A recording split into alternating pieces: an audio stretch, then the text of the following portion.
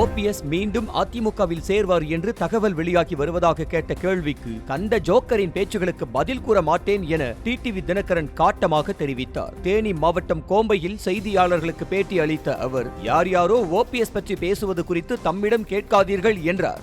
பிற்படுத்தப்பட்டோர் நலத்துறையில ஏற்கனவே பிரதமரை கல்லர்கள் முன்னேற்றத்திற்காக உருவாக்கப்பட்ட பள்ளிகள், அது எந்த அடிப்படையில் உருவாக்கப்பட்டதோ அதிலிருந்து மாற்றி அதை அரசு கல்வித்துறையில இணைக்கக்கூடாதுங்கிறது தான் பிரமுறை கல்ல சமுதாயத்தை சேர்ந்த மக்களின் விருப்பம். அதை அரசாங்கம் நிறைவேற்ற வேண்டும். அதை கல்வித்துறையில சேர்க்கும் என்ற எண்ணத்தை கைவிட வேண்டும்.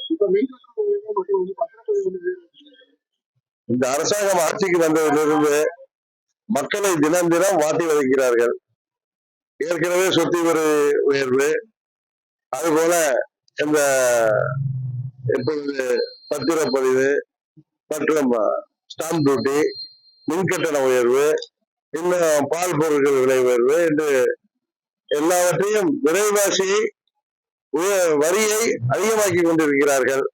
அரசாங்கத்திற்கு வருமானம் என்பதற்கு தேவையான வழிமுறைகளை விட்டுவிட்டு மக்கள் தலையில வரிச்சுமையை ஏற்றுவது மிகவும் அபாயகரமான ஒன்று. அதற்கு தமிழ்நாட்டு மக்கள் இந்த ஆட்சியாளர்களுக்கு தக்க தண்டனை வழங்குவார்கள். போதை மருந்து புழக்கம் தமிழ்நாட்டில் அதிகரித்துவிட்டு ஆளுங்கட்சி, ஏற்கனவே ஆண்ட கட்சியை சேர்ந்த நிர்வாகிகளுக்கெல்லாம் இந்த தொழிலே போதை மருந்து கடத்துவதுங்கிற அளவுக்கு சட்டம் ஒழுங்கு இன்றைக்கு கெட்டு கிடக்கிறது. முதலமைச்சர் நீலமன்றன் போல சிடில் வாசித்துக் கொண்டிருக்கிறார்.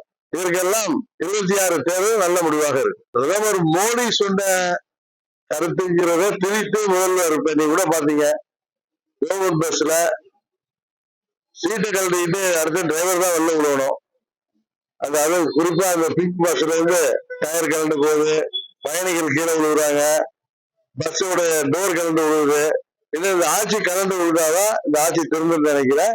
மோடி அவர்கள் சொன்னது பெருநகரங்கள்ல பேருந்து பயணங்கள் அதிகமாகிறதுனால, மெட்ரோ ட்ரெயின்ல பயணிப்பவர்கள் குறைவதனால போக்குவரத்து நெரிசல் அதிகமாகுது.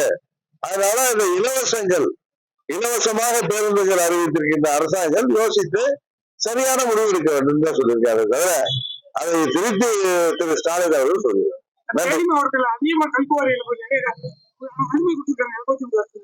இந்த ஒரு வாரத்துலதான் தேர்தல் முடிவு வருதுல்ல, தேனி பாராளுமன்ற தொகுதி மக்கள் யாரை தேர்ந்தெடுக்க போகிறார்கள் உங்களுக்கே தெரியும். அது தேர்தல் முடிவட்டா அதுக்கப்புறம் இதுக்கெல்லாம் முடிக்கட்டும்.